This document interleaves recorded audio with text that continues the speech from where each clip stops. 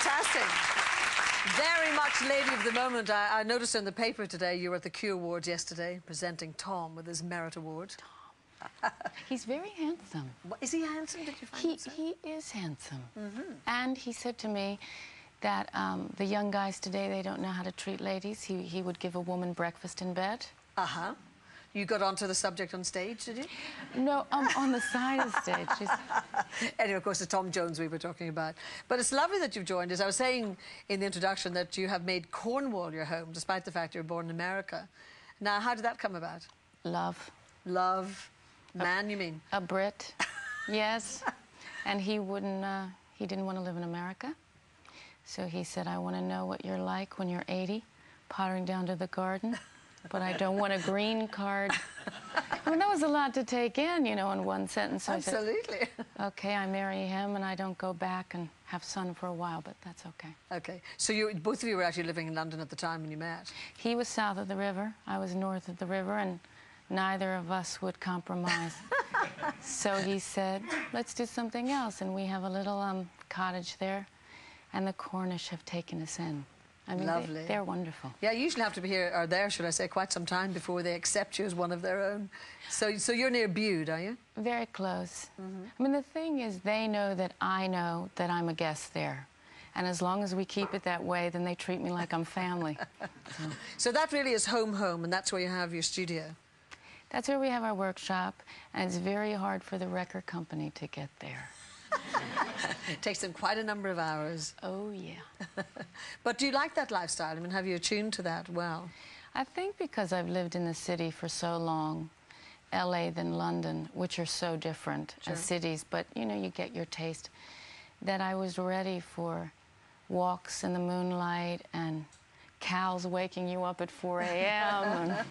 And of course, you have a lovely little girl now, too. Yes. So how old is she? She's just 2. Excellent. And we're taking her to the States tomorrow.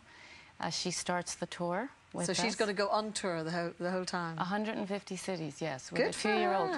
So you go complete with nanny and, of course, entourage, look after your little girl? Yeah, I mean, there's an entourage, but she's looking after them, I think. So what, 2 going on 50? I think so, because she knows that we're working in America, and she says, Tosh work too, Mommy. I said, okay, and she said, money, Mommy. There's a well-indoctrinated child. Yes. I'd like to talk about your own childhood a bit, because this seems a fascinating mix, you know, this Cherokee element.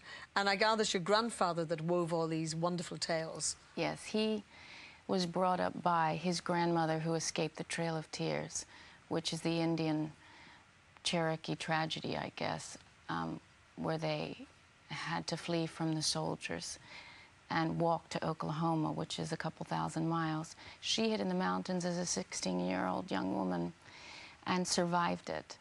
And she brought him up and told him all the stories and the mythologies and the potions, things that she would make to make him better, and he would tell me. Were you fascinated as a child? Glued to his side. And when you heard about, you know, these strong women in your family, because your grandfather told you about, would have been his grandmother? Yes. Yes. I mean, has that influenced your own writing a lot, you know, when you come to write some of your slightly, not controversial material, but topical material and material of issue? Well, the Cherokee it's a matriarchal society, so I think because of that, you know, women were always empowered, and you were expected at the round table to have your 2 cents, and your views were considered. And so I was brought up with that. So women, it wasn't like you know your place. No. I mean, my mother would say, I have a tomahawk right here. And my mother, you know, as a minister's wife, she would look, Jackie O, that would be her look at church, you know, with her little hat and all that. But she always had a, they call them steel magnolias, these Southern women, and there's a reason.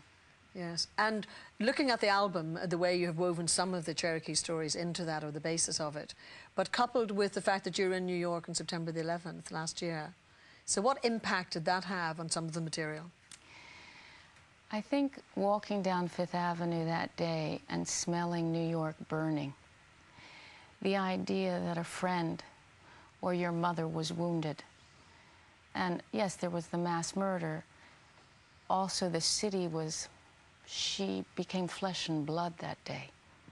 I think the French have always seen France as a creature, and America hasn't necessarily seen their country as a mother, but the Native Americans always have. So that day, I think she became flesh and blood for a lot of people.